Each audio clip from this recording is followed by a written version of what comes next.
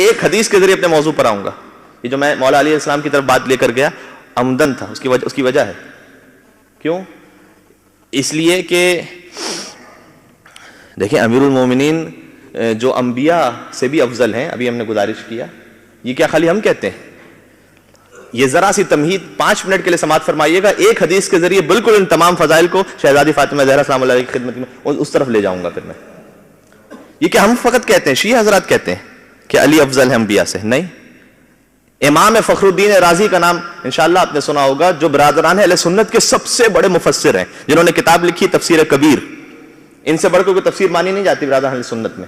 ذرا جا کر آئے مباہلہ کی تفسیر میں دیکھیے گا انہوں نے لکھا کیا ہے, کہ میرے ایک سننے والے کو آئے مباہلہ یاد ہے. فمن حاجک فیہ من بعد ما جاءک من العلم فقل تعالوا ندعو ابناءنا وابناءکم ونساءنا ونساءکم وانفسنا وانفسکم.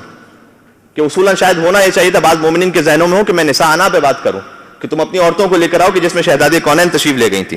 لیکن میں نساءنا سے پہلے انفسنا پہ بات کرنا چاہتا ہوں. نفس رسول کی منزل, کہ امیر المومنین کو رسول اللہ لے کر گئے تھے, اور یہاں تک کہ انشاءاللہ پروردگار آپ کو مدینہ منورہ کی زیارت پہ جانا نصیب فرمائے. جب وہاں تشریف لے جائیے تو مدینہ منورہ کی مسجد نبوی میں جو قرآن رکھے ہوئے ہیں, ان میں سے بعض قرآن ایسے ہیں جس میں تفسیر والے قرآن بھی رکھے ہیں.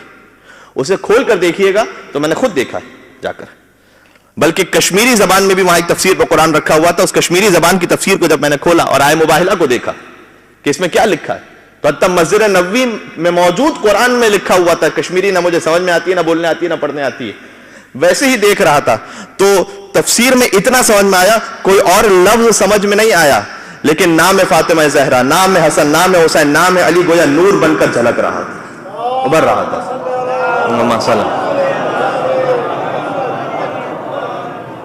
اس میں کوئی شیعہ سنی اختلاف نہیں ہے کہ مباہلہ میں کون گیا تھا. سب شیعہ سنی 100% مفسرین نے لکھا ہے کہ انفسنا میں امیر المومنین گئے تھے. مجھے واقعہ نہیں پڑھنا.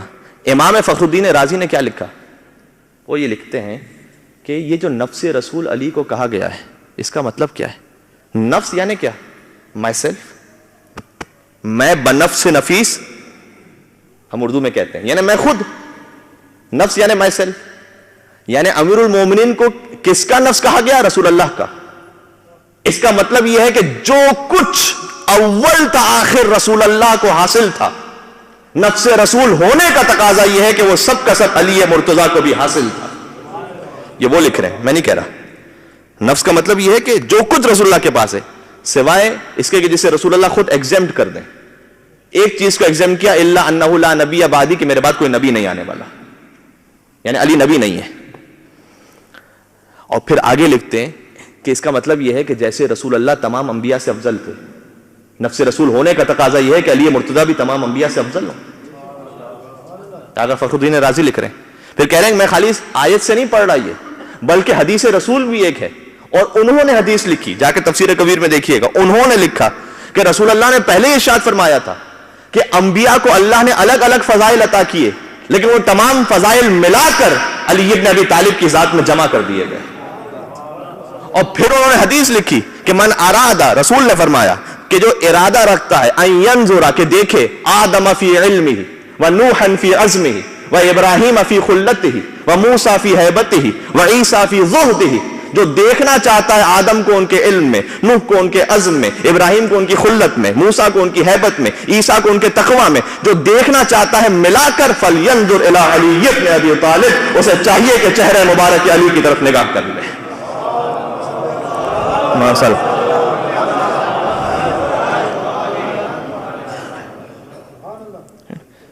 یہ انہوں نے لکھا. اچھا, اب جب اتنے فضائل بیان کر دیے تو نا یہ فضائل تو ہیں, لیکن بی بی کی شہادت کی شب میں آپ مولا کے فضائل کیوں پڑھ رہے ہیں؟ اس لیے کہ اس تمہید کے بعد ایک حدیث پڑھنا چاہتا ہوں. دیکھیں, بسا اوقات جب ہم کسی کے فضائل بیان کرتے ہیں نا, فضائل بیان کرنے کے 2 انداز ہوتے ہیں.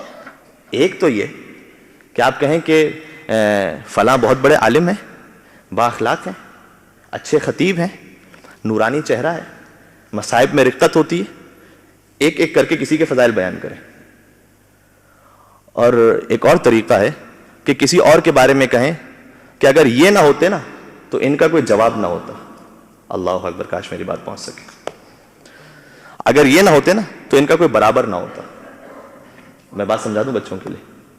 ہمارے ہاں اردو زبان میں مثلا دو مشہور بہت عظیم خطبہ علامہ رشید ترابی صاحب علی اللہ مقامہ، ٹھیک ہے، اردو زبان کے ایک اور انتہائی معروف خطیب جو حیات ہیں علامہ طالب جوہری صاحب حفظہ اللہ، ٹھیک ہے.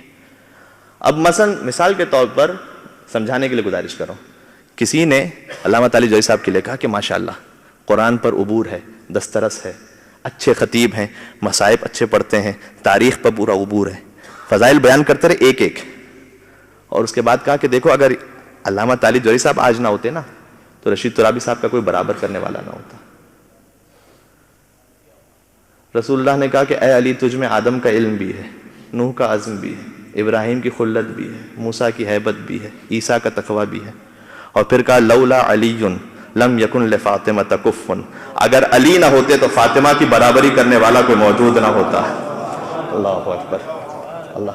پھر آگے کا آدم ومن دونہ، نہ آدم ہوتے نہ کوئی اور ہوتا. اس کا مطلب یہ ہے کہ علی تو بلند ہے، فاطمہ زہرا بھی آدم سے افضل، نوح سے افضل، ابراہیم سے افضل، موسیٰ سے افضل، عیسیٰ سے افضل. جیسے علی تمام انبیاء سے سوائے ایک نبی کے افضل ہے، فاطمہ زہرا کو رسول اللہ نے وہ مقام عطا کیا کہ آدم کا علم فاطمہ زہرا میں بھی ہے، نوح کا عزم فاطمہ زہرا میں بھی ہے، ابراہیم کی خلت فاطمہ زہرا میں بھی ہے، عیسیٰ کا تقویٰ فاطمہ زہرا میں بھی ہے. اب مجھے کہنے دیجئے کہ جو بیوی سے محبت، رسول نے فرمایا تھا کہ جو بیوی سے محبت رکھتا ہے اس کا مطلب یہ ہے کہ وہ آدم کا بھی محب ہے، نوح کا بھی محب ہے، ابراہیم کا بھی محب ہے، موسیٰ کا بھی محب ہے، عیسیٰ کا بھی محب ہے. اور آیت اللہ وحید خراسانی نے کہا کہ اس کا مطلب یہ ہے کہ جب رسول فاطمہ زہرا کے استقبال میں کھڑے ہوں تو پھر یہ سمجھ جائیے کہ آدم بھی کھڑے ہیں، نوح بھی کھڑے ہیں، ابراہیم بھی کھڑے ہیں، موسیٰ. صلوات بر محمد و آل محمد.